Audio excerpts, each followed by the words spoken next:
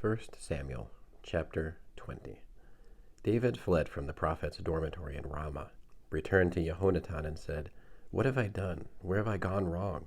What sin have I committed that makes your father want to take my life?" Jehonatan replied, "Heaven forbid!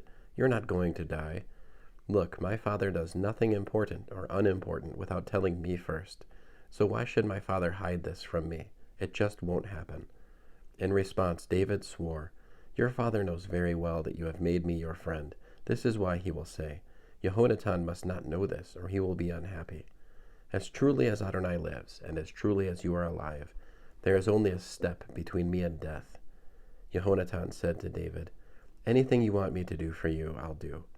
David answered Jehonatan, "Look, tomorrow is Rosh Hodesh, and I ought to be dining with the king. Instead, let me go and hide myself in the countryside until evening of the third day. If your father misses me at all, say, 'David begged me to let him hurry to Beit-Lechem, his city, because it's the annual sacrifice there for his whole family.' If he says, 'Very good,' then your servant will be all right. But if he gets angry, you will know that he has planned something bad. Therefore, show kindness to your servant, for you bound your servant to yourself by a covenant before Adonai. But if I have done something wrong, kill me yourself. Why turn me over to your father?" Jehonatan said, "Heaven forbid! If I ever were to learn that my father had definitely decided to do you harm, wouldn't I tell you?" Then David asked Jehonatan, "Who will tell me in the event your father gives you a harsh answer?"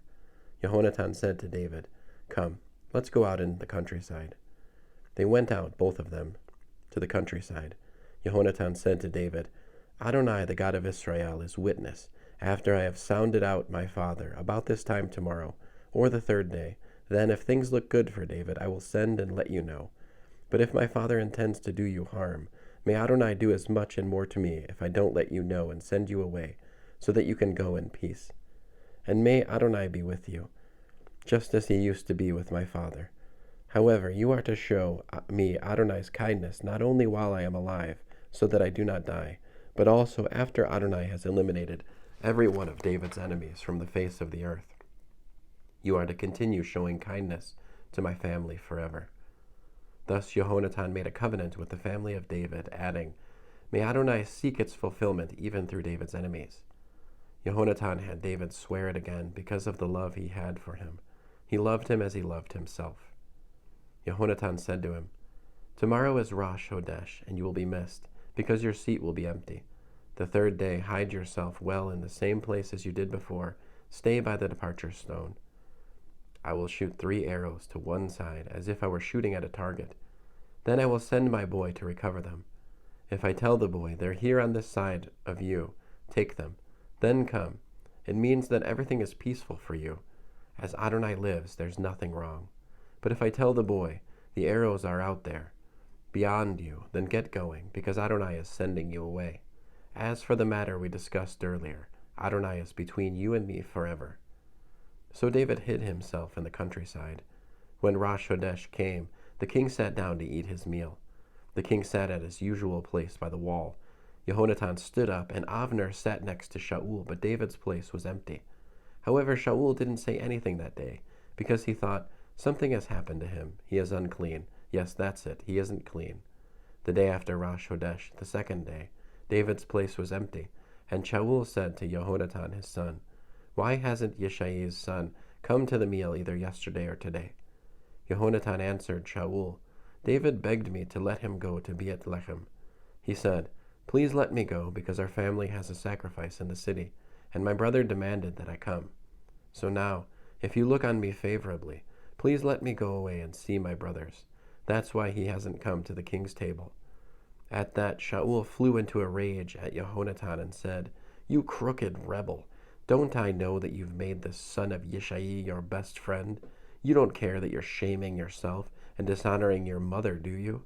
Because as long as the son of Yishai lives on this earth, neither you nor your kingdom will be secure.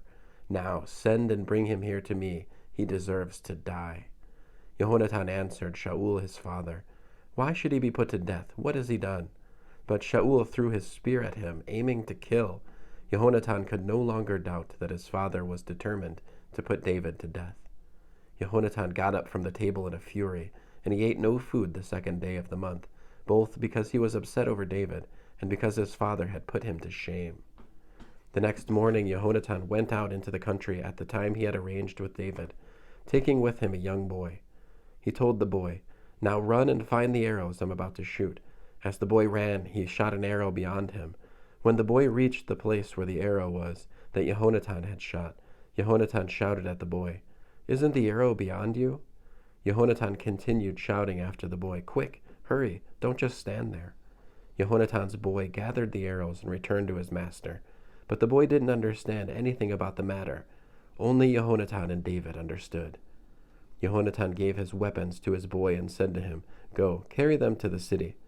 As soon as the boy had gone, David got up from a place south of the stone, fell face down on the ground, and prostrated himself 3 times, and they kissed one another and wept each with the other until it became too much for David. Jehonatan said to David,